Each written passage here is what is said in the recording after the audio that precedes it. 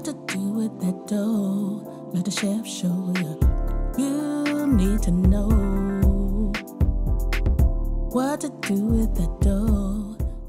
Hey guys, welcome back to another episode of the Need to Know Pod. I'm your host, Chef Sahira, and in today's episode, we are talking preparation. In the culinary world, we say mise en place, and that is simply everything in its place.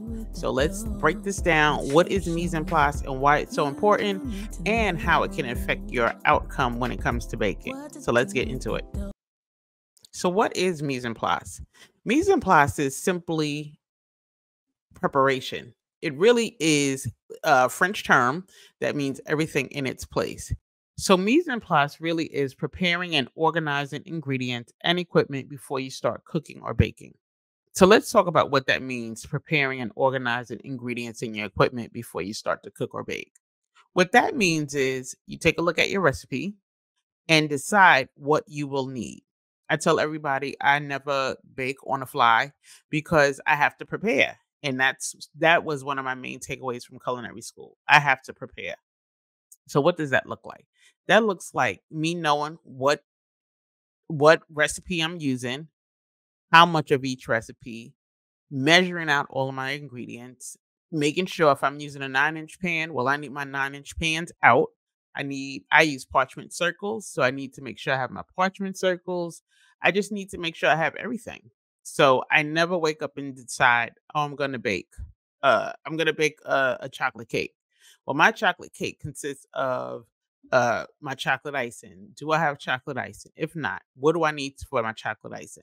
My chocolate icing, I need coffee, I need chocolate ganache. Do I have the heavy cream? So just making sure that you have everything. This is why I tell all my clients or students that we never bake on the first day. We always prep our ingredients. And this is clearly my takeaway from culinary school. And this is what we did in school. So I just continue to practice preparing before I start to bake. So I went to school about 4 days out the week. I went to school full time, and we would come in one day and prep the ingredients, and we're prepping on a big scale. So we weren't just making like a serving size. We were making sheet pans of things. So we had to prep our ingredients for the next day. So the next day we would come and bake everything off. Whether you use a scale as a baker, or, which I highly recommend as a pastry chef, but whether you use a scale or you use the measuring cups, I recommend that you measure out your ingredients. That's part of the preparation process. We call it scaling. All your ingredients should be scaled. Whether you need a cup of flour or 200 grams of flour, that should be set aside. And just like I said, make sure you are looking at your recipe and making sure that you have everything that you need. The worst thing to do is realize that you don't have all the ingredients that you need. Let's just say you're ready to bake a cake and you realize you need cake flour, but you only have all-purpose flour, right? So that's why I think it's important to take a look at that recipe. This is all part of the preparation process. So also, it allows you to make sure the things that need to be at room temperature are at room temperature, like your butter. Let's just say your dairy ingredients, right? Your butter should be at room temperature. Your egg should be at room temperature. Your milk or sour cream, those things need to be at room temperature. You never want to take something that's so cold and put it right into your batter, because it can have an effect. And you would probably, I'm sure you would be wondering, why didn't my final product turn out so great? And it might have to do with you not using room temperature butter or sugar. Even if it doesn't say it, just know that your butter, because the creaming process where we cream our butter and sugar together, if your butter is not soft enough, that will affect your cake. It won't cream properly. And again, right, once we prepare, it reduces the chance of us leaving out an ingredient, because when you prepare, your ingredients should be lined up, right? You should know that I have my baking soda, I have my baking powder. So that's part of the preparation process. So I'll just give you an example of when I use the mise en place. First of all, I use it all the time, but how I used it on a larger scale. And that's when I prepared for my really large function at the Javits Center here in New York City for the Circle of Sisters. The event was held in October annually. It's an annual event held in October. It might have changed now, but it was held in October. But I started preparing in March, right? So why would I prepare so early? Because I had stuff to get. I had containers to get. I had ingredients to get. I had recipes to prep for. So what I do is prepare I do have large batch recipes. So it allows me to really just take a look at what I need on a large scale. So if I'm just making, let's say, 12 cupcakes or 2 dozen cupcakes, for this event, I needed, let's say, 144 cupcakes. I do have a recipe that allows me to make 144 cupcakes. So what that looked like, I would say maybe like a month before, because I was selling a lot of things at this event. I sold cupcakes, I sold brownies. So we're talking about a lot of preparation. I sold cupcakes, brownies. I remember I did rainbow cookies. We did sugar cookies also. We did sugar cookies, rainbow cookies. We sold rugula. So all of that is preparation. Rugula is dough, right? Rugula, you got to make sure your dough is prepared. We have to roll each disc once we roll it out. So rugula is time consuming. So all of that is preparation. So with that event, I have containers. So I had to make sure I measured out my uh my flour, my sugar, and I put it on my rack. And that's what we did in school. So I had to measure out my sugar and my flour, put it on a rack. The wet ingredients, of course, you can't measure it out, like your eggs, right? Or your buttermilk, specifically for, let's say, a red velvet cupcake. But what I can do when it's time to make it, now I can just dump my flour in. All my ingredients, my dry ingredients are combined already. That's just an example of preparation. So mise en place. Um, and it came in handy. It definitely came in handy as opposed to every little thing checking it off. Oh, now I have to weigh up my flour. My flour is already measured. So now I have a container with all my dry ingredients. And actually making red velvet cupcakes are pretty easy. So it's your dry ingredients mixed with your wet ingredients. And scoop them out, right? So that was easy, but I had to prepare.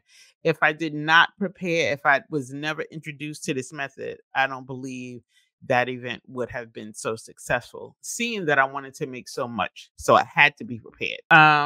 So one of the benefits of mise en place is that it saves you time. It definitely saves you time. As opposed to stopping and going. If you take a look at a recipe and try to go through each step as you're going through it, it takes a lot of time.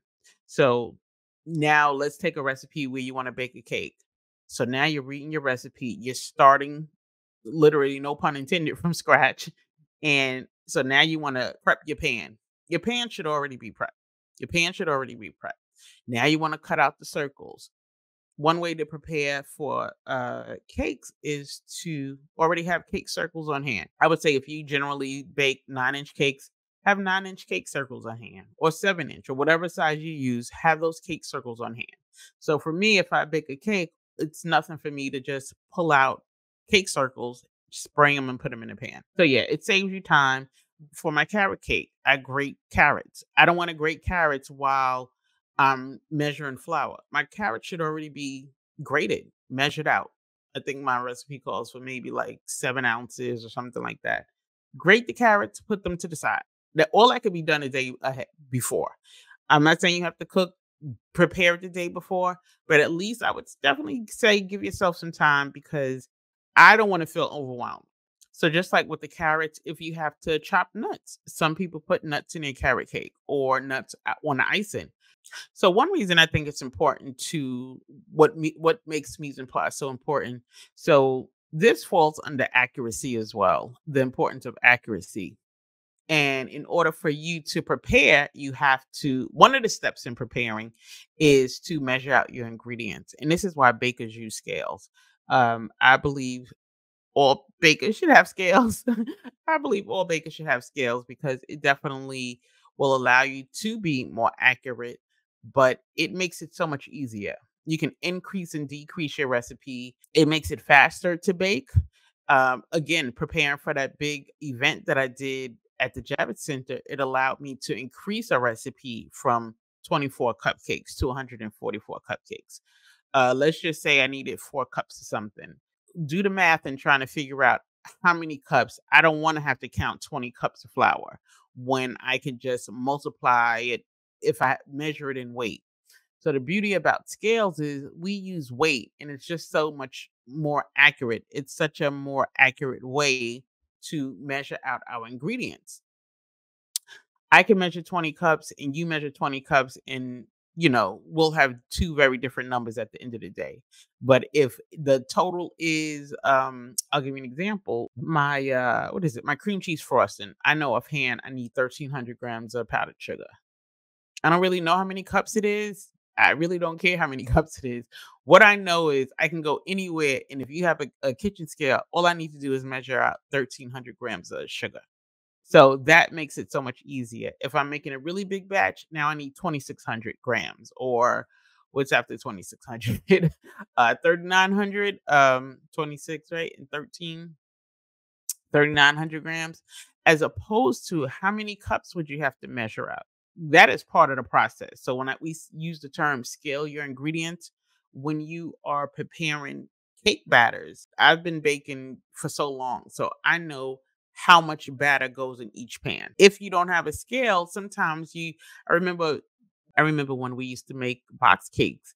The goal is to make sure all the batter is even in your pan. Well, if you have a scale, you can accurately measure how much batter is in each pan as opposed to just trying to eyeball it. So one cake will be thicker. And that was something that just, I take for granted that I know now, but sometimes your cake levels are uneven. Why? Because one pan probably had too much batter. People don't know how to even out a cake. So I just think having scales plays a huge part in the whole preparation, whether you use a dry measuring cups or not. I just think scales will make it so much easier if you are definitely being serious about you want to bake like a professional. That is definitely something you would need is a kitchen scale. So just back to the preparation, when you prep your ingredients, when everything is prepped and ready to go, it allows you to focus more on the technique than the process of trying to get your ingredients together. The flour's over here, the sugar's over here. Oh, now I got to chop the nuts. Let me know. Is this something that you have tried? Do you normally have everything prepared when you're ready to bake? Um, it's like I said, it's something I learned on day one, and it's something I do, and I pass that on to my clients as well. Never do I prepare, or when we show up for, actually give the trainings online, show up with your ingredients ready to go, right? Because it saves time. So if I'm teaching people how to bake, and we have, let's say, 10 people on a call, I can't take the time and wait for one person to get their ingredients together. So once we start working together for a while, I expect you to show up with your ingredients already measured. I may give you 2 or 3 times, but the third time we are ready to go. Show up with your ingredient scale because we're going to get right into it. All your ingredients should be measured out. And that's all scale is, really kind of just measuring it out. One way that you can also prepare in the whole process of preparing is to not only do we need to have our ingredients, we need to make sure we have our tools together.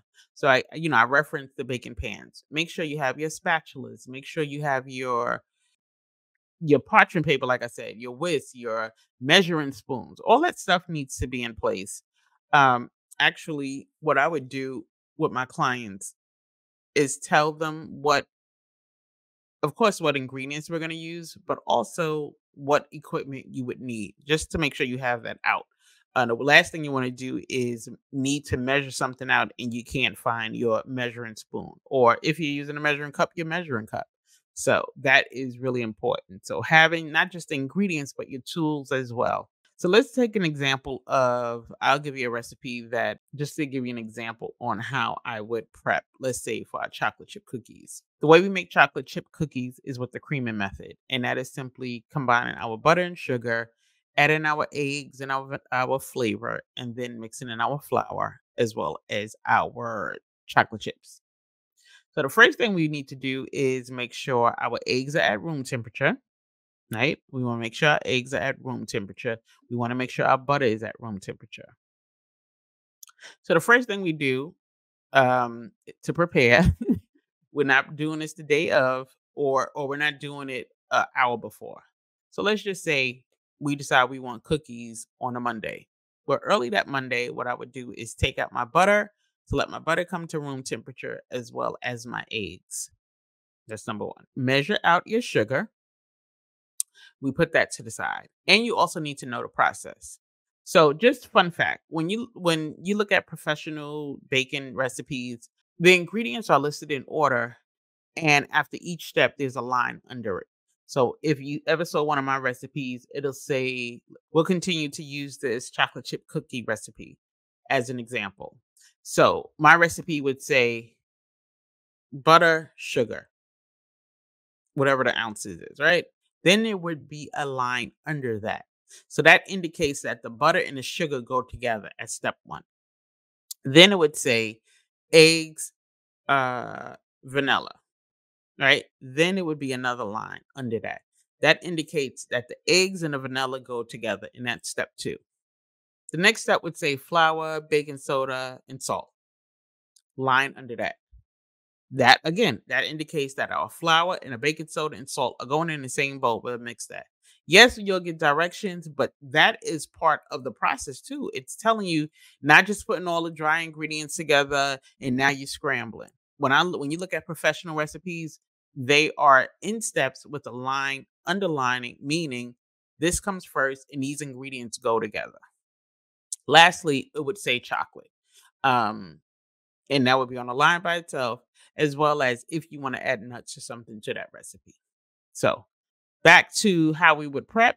Our butter would be at room temperature. We would measure out our sugar. Our eggs would also be at room temperature. And we can take a bowl and have our flour, baking soda, and salt in one bowl. Mix that together. Measure out your chocolate chips in another bowl. Have your pan, you would use a sheet pan. I actually use an ice cream scoop to scoop out my chocolate chip cookies. So we would have the ice cream scoop ready. We would have parchment paper ready for our sheet pan.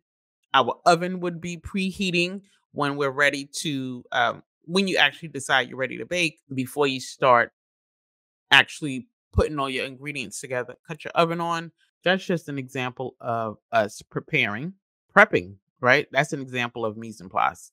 So I think it's super important to read through your recipe. Read the entire recipe before beginning to understand the timing and steps. Sometimes some recipes take a long time. I will say some recipes take a long time. So make sure you understand the recipes. Again, my recipe, or not my recipe, professional recipes, make it a little easier to understand, but also with the recipe and read the directions. Read the directions on how to put everything together. Make sure you understand. I think that plays a crucial role as well. Also, you want to arrange in the order of the recipe, right? So, like I said, you have your butter, even though we need it to be at room temperature, you set that aside. Measure out your sugar. The next step is eggs. Some recipes, professional recipes, my chocolate chip cookie recipe says 3 ounces. What does that look like? That looks like me cracking maybe an egg, 2 eggs, and measuring out 3 ounces. Um, you have to play around with it. But again, that's when scales come into play. So, but that's just the step. Measure out your vanilla. You can mix your vanilla with your eggs. And again, like I said, your flour. If you're gonna sift the flour, sift the flour. Have the flour already sifted. You don't want to sift when you're trying to put it together. What I would do with my staff when my shop was open was, if nothing else, prepare my ingredients. That makes it easy for me to come finish one thing. Let me put it together. I don't have to necessarily scoop it, but if I see my ingredients are together, I can prepare it. Things that they couldn't prepare, the things that took a little more skill set, just prepare my ingredients. Let's put it together and I'll finish it. I can come and finish it, but at least you can give me a head start. But at least I know you measure the ingredients if you show that you can actually use a scale and measure out the ingredients. So it made it a lot easier and it made the time go by a lot faster as well. But preparation, right? Preparation is key. I think that is one of the big things. People ask me questions. People ask me questions about bacon. And a lot of it sometimes is just the whole prep work of it all. I have a girlfriend who would call me even though we speak all the time, but every holiday she would ask me about the same recipe. But she would be trying to make it um as we're on the phone, as opposed to taking the advice, right? Taking the advice and just preparing, preparing ahead of time, and a lot of times she didn't, and she would cook. I know she was definitely overwhelmed.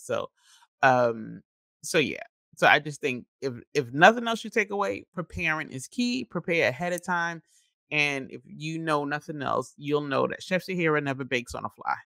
So mise en place, even though I use it in baking, I just use it in the kitchen in general. I will say that on just with having my kids when they were smaller, every Sunday I baked, not baked. Every Sunday I cooked a Sunday dinner, and it wasn't like I never woke up on Sunday like, what are we gonna eat on Sunday dinner? The whole preparation, mindset has definitely shifted when it comes to being prepared in the kitchen. Before I used to have a lot of events and would be so overwhelmed. I would be so overwhelmed trying to get everything done because just trying to do everything in one day. But once I was introduced to, it seems so simple, like, how about preparing for it? Preparing for it. So it just makes it so much easier. I actually teach my clients how to prepare, especially like for the holidays now. So actually that will be our next podcast, how to another episode on how to prepare for the holidays. I think that's important. But just wanted to give you some just a little back just to give you a little introduction to mise en place. So when it's time to take that preparation to the next level, you'll have a better understanding on what that looks like. So now let's talk about food safety for today. Our food safety talk. So I did on my YouTube channel, I discussed the in last episode of the Need to Know pod, I discussed the recall of Boar's Head, and I also talked about the closure of the Turkey Leg Hut. As of the recording of this video, Turkey Leg Hut still has yet to open, and that is the well-known, famous restaurant in Houston, Texas. So I just did a little less than 10-minute video on my YouTube channel, and the comments were very interesting. It went from everything from it's a setup. They people were out to get them. And I just want to be real clear that I just wanted to focus on the health violations. I actually not recommended, I actually requested to see the violation, so I'm waiting for that, and when that comes, I will definitely speak on their violations. I don't know how true it is, but I did see someone write that one of the violations was maybe like sticky stuff on maybe like black stuff, sticky stuff on their refrigerator and black stuff on their soda machine. Or I feel like they mentioned something about the ice machine as well. So So in my response to the people, some people felt like, like again, oh, they're being set up. Somebody even told me I was just doing way too much talking, but I can talk. You know why I can talk about it? I can, regardless of what they went through in terms of where they spent their money. They were actually they filed for bankruptcy. So they run the risk of maybe not even being opened again. I hope that is not the case. But I don't get into all that. My concern was, and I just was reporting on the health violations.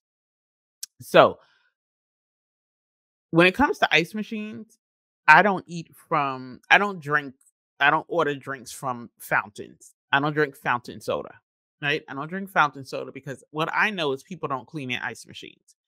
And if you ever, has anybody ever taken a look at like kitchen, what is it? Not Hell's Kitchen. Uh, Not Hell's Kitchen.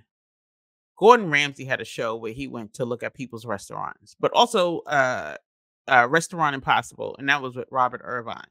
The kitchens were absolutely disgusting. And one thing I know is that people don't clean their ice machines.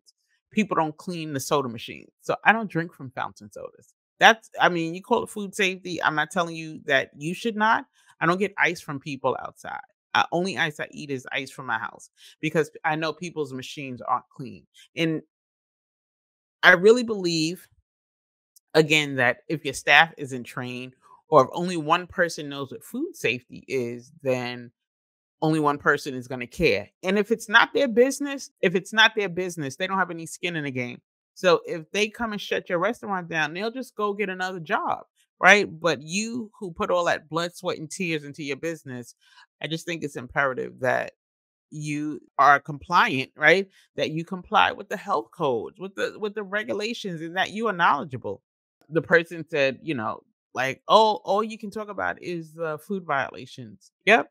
And that's really all I am talking about because I actually am certified to teach food safety to not just the workers, to the managers so that they can train their staff as well. I'm actually HACCP certified, and HACCP Hazard Analysis Critical Control Point. And that's just a whole nother thing. But I'm also certified for that. So I can come in and teach your staff. I can come in and give you a plan. Um, so I don't just talk about violations to talk about, oh, look who got closed down. No, I'm talking about because if you're running these big businesses, I just believe that you should know and do better, especially when you are serving food to the public.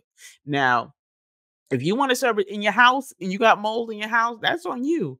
But when you are dealing with the public, I just think that people should be safe when they go out to restaurants. Um, I actually next episode, I'm gonna pull some just to give you an idea on what some of the violations look like here in New York City, and people are still able to operate. So you can have a rating A, B, or C. I'm just gonna look at a few. Maybe some even people who have A's have some violations, but I'm gonna tell you maybe compare A restaurant's violations with the B restaurant's violations with C violations, and go figure. And so yeah, so I just think that just be careful on where you eat. If the places that you eat, if your city, state has a food grade, or they recommend that or require that the restaurants in your neighborhood display their food grade, look into it. See if you can't look up what the food grade is or what was their latest health code violation, if any. Did they pass? Did they barely pass? So, and you make the determination. So that's it for our food safety. So now, my favorite part of the podcast is taking a baker's question from the listeners. So let me just pull this up really quickly. Okay, so this question comes from Shani Bowie. She writes, "I have tried every buttercream recipe in life and still can't get it right. Help, please." So what I will say is, just to give you some tips on buttercream. I like a thick butter, not a thick, a light buttercream. Buttercreams, typically your basic buttercream is powdered sugar, confectioner's sugar with uh, some butter. You put some flavor in it, and then you have your buttercream. I like to lighten it up. A good way to lighten up buttercream is with adding some liquid, like a heavy cream. As I recommend heavy cream, but depending on what you make, right? Depending on the consistency. A cream cheese frosting, you can add a little heavy cream, but the cream cheese itself is already makes for a soft uh, buttercream. My vanilla buttercream, I put my own little spin on it. So I actually mix two different kind of buttercreams. I make an Italian buttercream, which is taking some egg whites, whipping them, mixing in some hot syrup, and then adding some sugar to that, plus mixing another just basic sugar and butter recipe. So I just make my own creation because If you just use sugar and butter, then you get a very heavy, thick, sugary um, buttercream. My chocolate buttercream, I add heavy cream. So you need some liquid. You need some kind of liquid to lighten it up. I do like a heavy cream. My peanut butter frosting, I use heavy cream. You can use milk, but just also you might have the wrong you might have the wrong recipe. So I'm not sure why your buttercream is what kind you're making, but what I would say, even if you just made a basic vanilla, use some butter, some sugar. Also, with the vanilla, let's just say you're making vanilla, make sure you have enough vanilla flavor. I would actually say to use real vanilla, not imitation vanilla, and also put a little hint of lemon extract in there. That actually kind of just balances the flavor and cuts down on the sweetness of it. So I know a lot of people don't like a really, really sweet icing. So also just try that and let me know how that works out for you. So I hope this was helpful for you, Shawnee. So again, you're gonna add a liquid. I'm recommending add a little bit of heavy cream slowly and keep mixing. Also, make sure you're beating it long enough. I like my icing to be airy. You can mix it for a long time. The texture of it will change. And to incorporate more air, change out your paddle attachment for a whisk attachment towards the end of it. So mix for a while with your paddle attachment, and then I would definitely come in with my whisk attachment, and you'll really see the difference in the air that is incorporated in it, and it should be much better. So I hope that works for you. So let me know. And we have another question from LaShawn Campbell. You can also submit your questions. So if you guys have a question for me, a baking question that you want to be answered, submit to need to know pod at gmail.com. Or you can go to my social media platforms, Chef Sahira Speaks. Shoot me a DM and I'll be sure to address your question on one of the upcoming episodes. So LaShawn writes this on Facebook. Whenever I bake a pound cake, I take it out of the oven. Some of the brown is off. What am I doing wrong? Thank you for that question, number one. And also, not sure of the brown that you are speaking of. Are you talking about the outside of the cake? Is some of the cake being stuck inside the pan? If that is the case, then maybe you did not spray your pan well enough. Did you spray your pan well enough and flour it well enough? I know they have a baking spray that I guess somehow they have flour in it and you don't need it.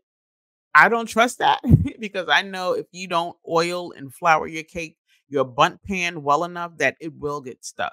Especially the middle, the I don't know, what do you call that part of the pan? I'm gonna say the middle. The middle part, that dome part of it, that needs to be really oiled well and floured. You can even put I rather put more flour than not enough flour and scrape the flour off. You need that cake to pop out. Also, it could be that when you take your cake out, don't let it sit in the pan so long. Like when you take your cake out, let it sit for about 10 minutes. Turn that cake over, right? Because we need to turn that pan over to take it out. Let it sit there for like 5 minutes and the gravity will drop it from there. If your pan is oiled well enough and floured well, that cake should drop out.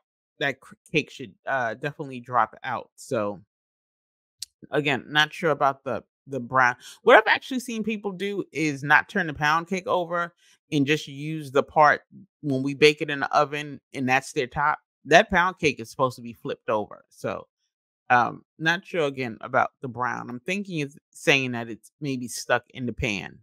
So I hope this has helped you. If not, reach back out to me and I will try to address that question a little further. Or shoot me an email at needtoknowpod@gmail.com. Wait, need to know. Shoot me an email at needtoknowpod@gmail.com and I'll be sure to answer that question. So just to recap, guys, mise en place is a must, right? We will definitely be preparing our ingredients, our utensils, our tools before we start to bake. And you will see that is definitely a game changer. So it does take a few extra steps in the beginning, but it saves you time in the long run. So I highly recommend that you adapt mise en place in the kitchen and maybe in just life, right? Being prepared in life. So I hope you got some insight out of this, guys. Also, if you want to submit a baking question, again, you can submit your baking questions to needtoknowpod@gmail.com, or you can go to my social media platform, Chef Sahira Speaks, and drop me a DM as well. In the next episode, guys, we will discuss how to prepare for the holidays. And again, preparation is part of that. So if you like Need to Know Pod, please consider rating this podcast as well as sharing it, subscribing, for following. Tell everybody you know that they need to know about this podcast. And like always, guys, thanks for listening, and I'll see you in my next episode. You need to know what to do with that dough. Let the chef show you. You need to know what to do with that dough. Let the chef show you.